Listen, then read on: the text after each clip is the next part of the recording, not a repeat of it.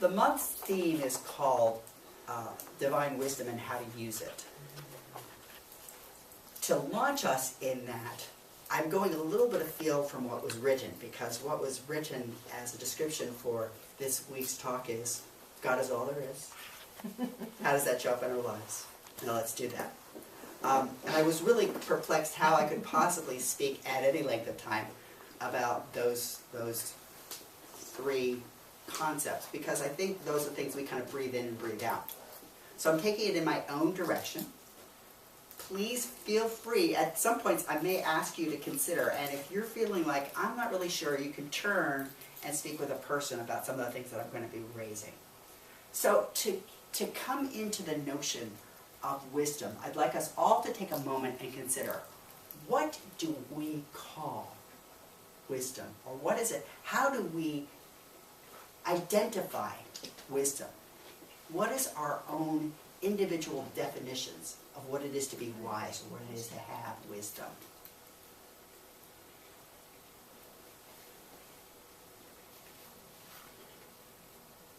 So as you sit with that, and as things start to come to you, if you can kind of give me a cue that, yeah, I've kind of got a handle on wisdom, or like, people say wisdom and I'm kind of, they're talking French and I'm not really speaking French at the time. Okay.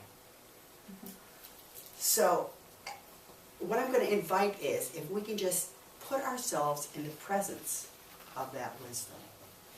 So take a moment and just close our eyes. And let ourselves imagine that we are alone, and suddenly wisdom joins us.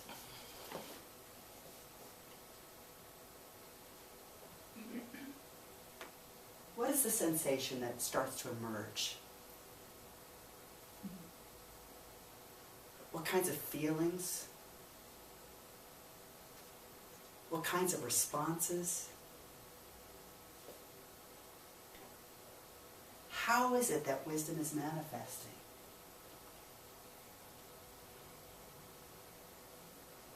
What does wisdom look like? Sound like?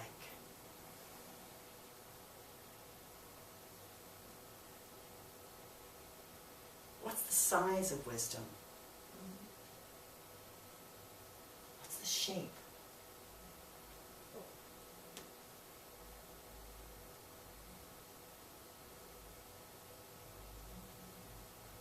Do I identify it as tangible? Or is it beyond touch?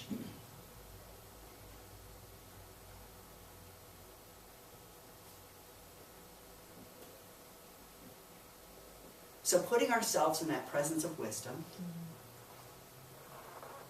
invite wisdom to enter into you. We are in the presence of wisdom, and now we are saying, come into me. I am your vessel. I am your vehicle.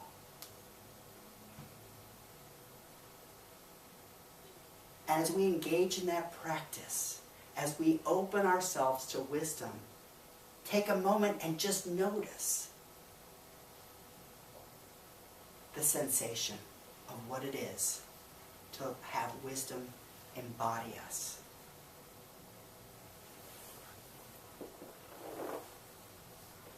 How is it that we will walk in the world as this embodiment of wisdom? How is it that we, through our eyes, will look and see the world?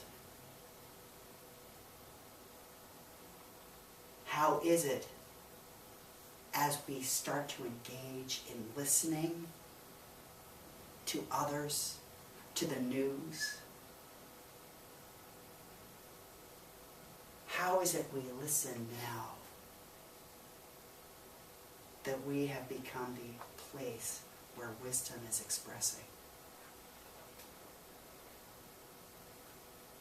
If we feel called to speak, to act, to touch as wisdom, how does it look now that we are that presence of wisdom?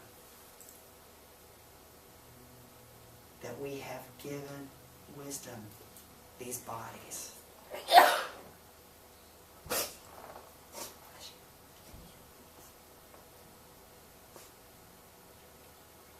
So just give yourself a little bit of a hug as you are now that embodiment of wisdom. And come back. And I'm going to imagine that things might be slightly different. When we take on that mantle of being that wise being, do we feel a little different? And I'll take a nods or like yes or no or, you know. So if we assume that mantle,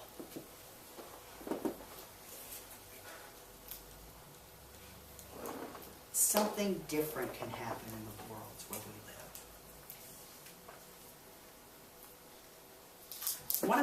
One of the things about wisdom that I remember learning years ago, and I'll credit Reverend Kathy Ann Lewis, she characterized wisdom, and I really appreciate it, is that marriage between love and intelligence. And it's a definition that I have found very valuable. Because sometimes it's about, in my mind, seeing it that way is that marriage between heart and head. It's that when those two things come together and are joined, that I respond to the world in a different way. Again, I don't know about you, but I know that sometimes when I'm only in my heart, I respond in a way that maybe brain-free. I can get so passionate about something that I may not carry myself with all of my thinking faculties. As I say that, it's not a critique. There are some times that kind of passion, that kind of energy, that kind of drive is very powerful. And in fact, I would say that is that classic notion of what the archetype, the fool. There's a tarot card where a picture of the fool is that person walking from the top of a mountain just into air. And sometimes that's what it takes. Sometimes we just need to take that leap of faith. Sometimes wisdom is that, when you're driving a car with a stick shift, you have to have the gas and the shift. You have to be pushing down on both. The clutch and the gas, you have both operating. If you only do the clutch, you're not going anywhere. But if you only do the gas, your engine is racing, and you may have a lot of grinding gears. So, in that process, there is that give and take. So sometimes what I'm going to propose is, sometimes that fool stepping out into nothing is the place and how wisdom shows up. Because the marriage of the heart and the head doesn't mean that they're always co-acting. And I'd like to let go of that notion that we always need to be always put together. I don't know about you, but sometimes don't you just imagine that if you're wise, that you are always the one that is perfect? And that there's something about that? The notion of how to use divine wisdom is to let go of that expectation that I'm always going to do it perfect. So, for those times when we step out as the fool, the first point I want to make is that may be the way through which wisdom is expressing in the world. So rather than knocking ourselves on the side of the head and say, oh, why did I do that? To be able to look at that and say, how is it that is a means through which wisdom is coming more fully into the world? What if we are to become more accepting of all of the ways that we are? my invitation is how to use wisdom is to be in that place of acceptance.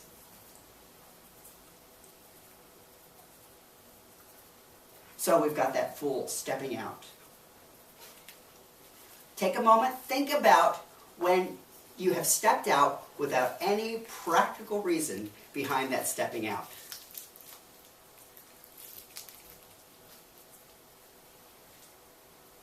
You may notice, though, that some of the most powerful things in our lives have happened in those moments. If we had had everything packed, if we had everything put together, the adventure would never have happened. A little story by J.R.R. Tolkien called The Hobbit.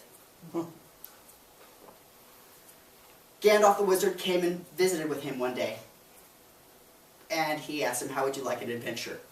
And Bilbo, being extremely hobbitish, was like, no, thank you. I'm going to have my breakfast, followed by my tea, followed by my lunch, followed by my mid-afternoon snack. I have my whole life scheduled and set up. Gandalf made a little note on Bilbo's door, much to his surprise and not knowledge, and suddenly 13 or 12 dwarves come knocking at the door. And Bilbo finds himself hearing this tale. And they're like, we're going to hire you as our thief. It's like, thief? I have never done it. I have never done any stealing. But the start of the story is that Bilbo makes what could be seen as a foolish choice. He decides to join them on their adventure. Gandalf saw that there was this missing place in Bilbo. That part that was very happy to just hold up in his hole. How many of us find ourselves sometimes just very happy to hold up in our holes? Oh, yeah. And how much easier would it be to let that party of dwarves to go on their own? Hello, the nice idea of treasure sounds very lovely. The idea of dragons sounds really adventuresome. But you can have it and I'm not going to take it. It was that fool in Bilbo that decided on the spur of the moment. He didn't have a lot of time. It's not like he had... in a pregnancy, you have 9 months to prepare for the arrival of the child. In The Hobbit, he had that morning to say, am I going to go or not go? And it was a decision that completely, utterly changed his life. I think the power of those kinds of stories is that they reflect what it is that we all go through when we're invited on an adventure. Sometimes to accept the adventure is to play the fool. How often are we willing to step out not knowing everything that's going to happen? We're taught that it's very important to plan, to organize. I mean, I work in a school. I assess children to see, are they organizing? Are they planning? And if they don't, they might end up getting special support services so that they can do that. The notion of the fool would not be to let them keep going and not keep planning. We all have that little part of ourselves that's saying, are we really doing it right? Sometimes wisdom is about turning down the volume on that voice that's asking, are we doing it right? And it's just stepping out. So it's letting that heart have its way with us. It's about letting the adventure pull us forward. So how to use adventure, how to use wisdom? Sometimes it's letting ourselves listen to our heart and be drawn to our heart. In that kind of practice where I asked us to meet wisdom, you had to just let go. You had to let go of being in this room here and now, and you had to accept whatever came forward. Whatever way that wisdom embodied. That is an act of the heart.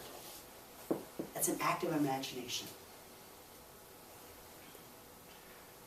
part two, if we talk about wisdom being the marriage of the heart and the head, science of mind, by its very definition, is going to be kind of a heady series of ways of looking at the world.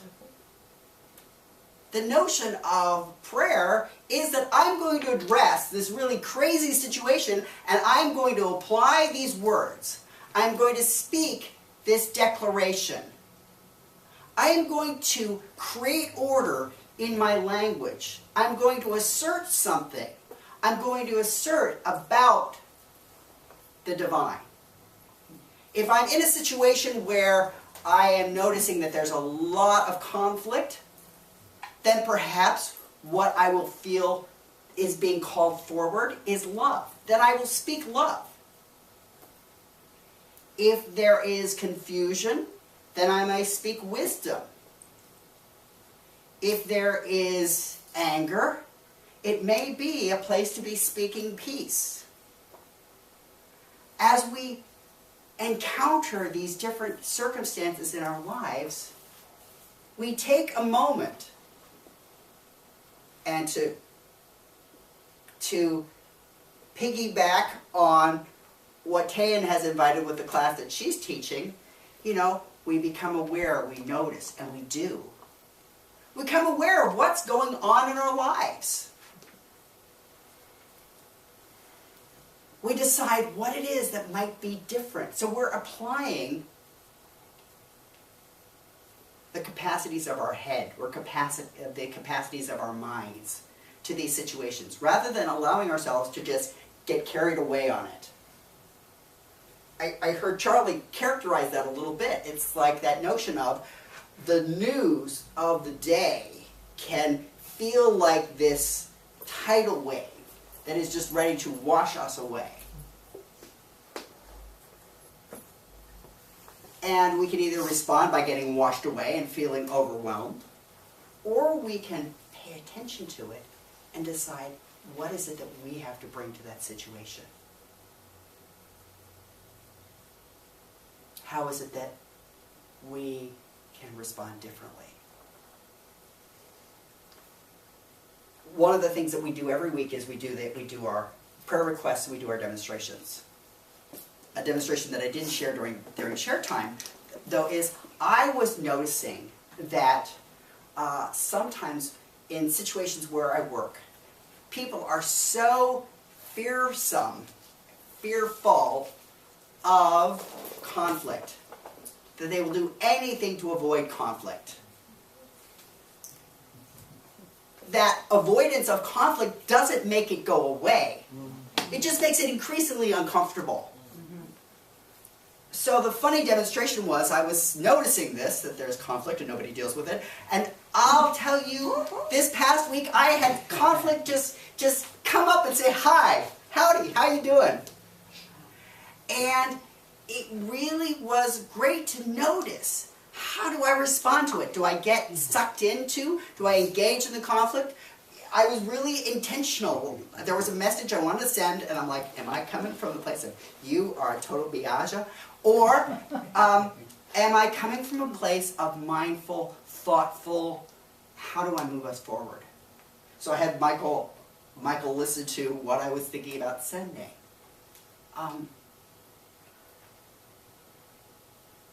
I had to really approach it with mindfulness. I had to take time rather than just replying to the first thing that comes to mind. The first smart response, the first retort. That first retort may feel satisfying, it may satisfy our heart, but it also opens us up and opens the situation perhaps to deeper hurt, to deeper pain. So if we just reply without thought. Some years back, I had a colleague with whom I worked, and we would drive into this program where we were both studying, and each week, because I'm a fairly good listener, he would tell me about what was going on in his life. And at one point, he was telling me about some anger towards his wife. And at one point, he had said, you know, I told her that I had this affair because she'd gotten all fat and ugly, and so I let her know honestly why the affair had happened. And you know, bubble over, and it wasn't really a bubble over my head. I said, do you realize that by blaming your wife for your choice to have an affair, you really were not in any way taking responsibility for what you did. You were putting her down, and then you were angry that she was not grateful for your telling her about the affair. Well, I was honest. I told her I had an affair. Yes, you were honest. That's true. You were honest. And you were honest about it being her fault, not about it having anything to do with your lack of self-control or your ability to say, I made a mistake, I did this, I'm sorry. It is like, well, I don't really see why I should say I'm sorry. She's the one that was part of the problem. Okay, she was heavier because she had just borne your 2 children, and somehow that made her less attractive to you. So you had an affair with one of your clients?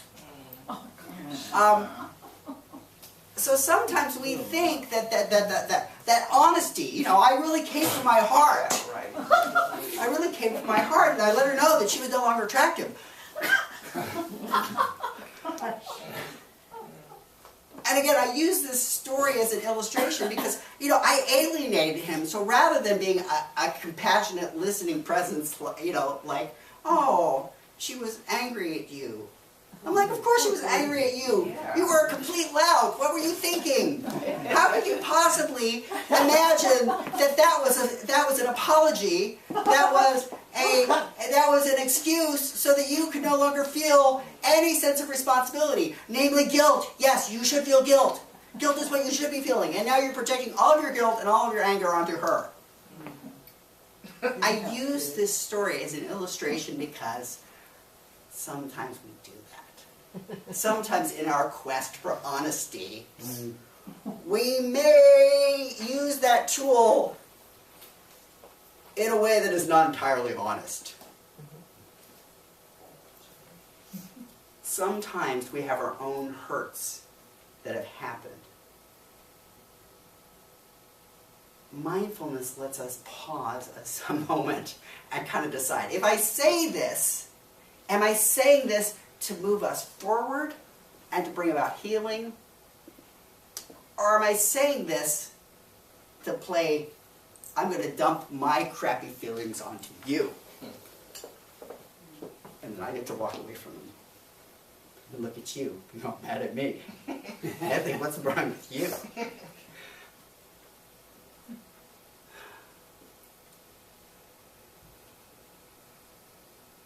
Wisdom is about engaging mindfully.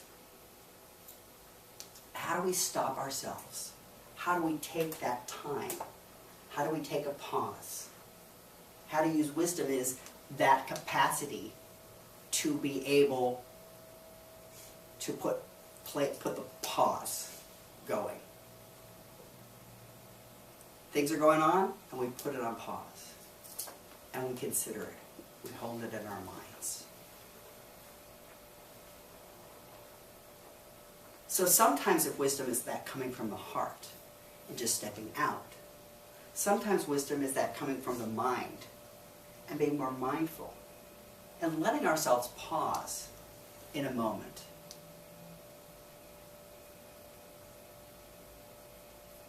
The last thing about wisdom is, how do we use wisdom?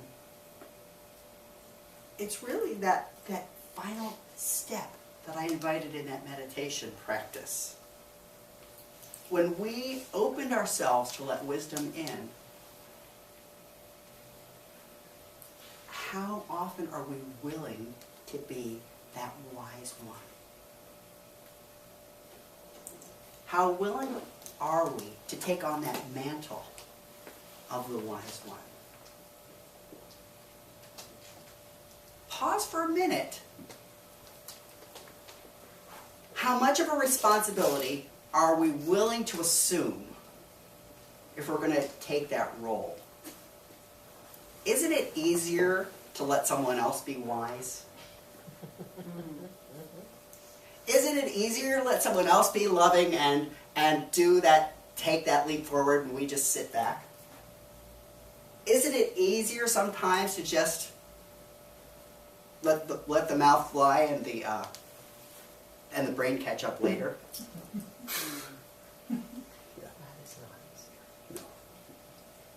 Well, easier in the moment. Yes. What is it to commit one day at a time or 1 minute at a time that I will allow myself to be that presence of wisdom? And how gentle can we be with ourselves if that moment slips away and we didn't take on that mantle? How do we love ourselves as the place through which wisdom can express? And how willing are we to forgive ourselves if we had that opportunity and we didn't jump into the river and take it on? I'm working on a case now where I look at all kinds of things that could have gone differently for what's happening for this student.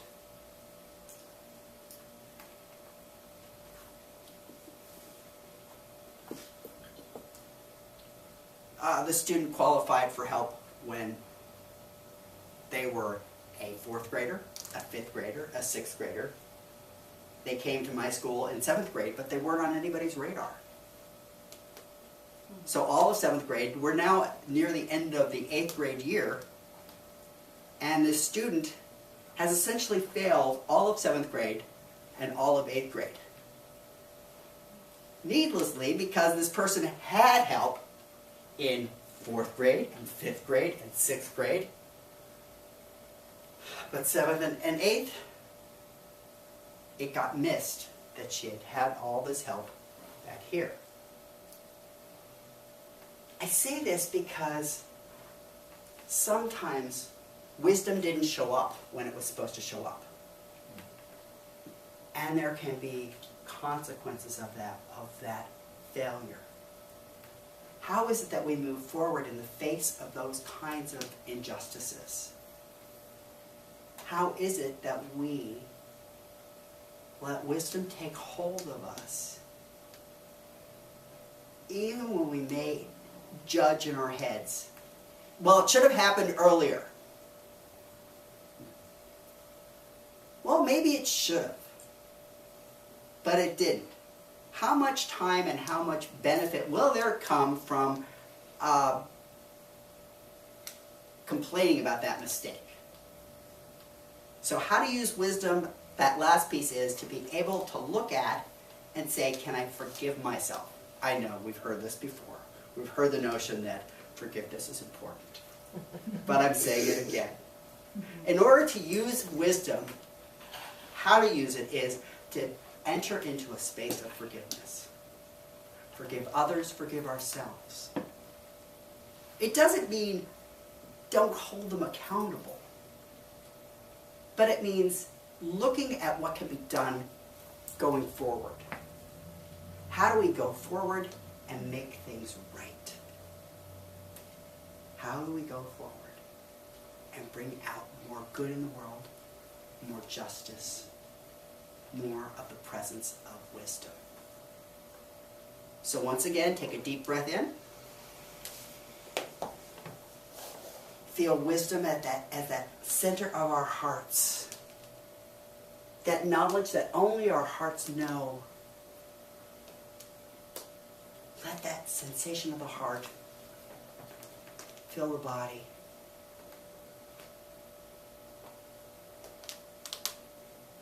In the moment of that, let our thoughts lift up to the highest possible place. Let's look at things intelligently, truthfully, and bring those together into wisdom in us. If at this moment we can say that we will be a place of wisdom, amen, hallelujah. If we're not feeling up for the task, I forgive myself. And I know that there is enough wisdom in all of the universe that if I, right here, right now, cannot be that means, that expression of it, that it is happening right next to me. I know that perhaps I might even inspire that presence of wisdom in others. Because sometimes we don't have to be everything.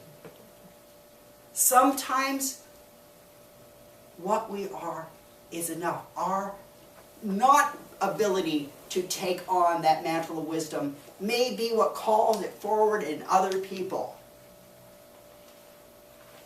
So let us give thanks and let it be, and so it is.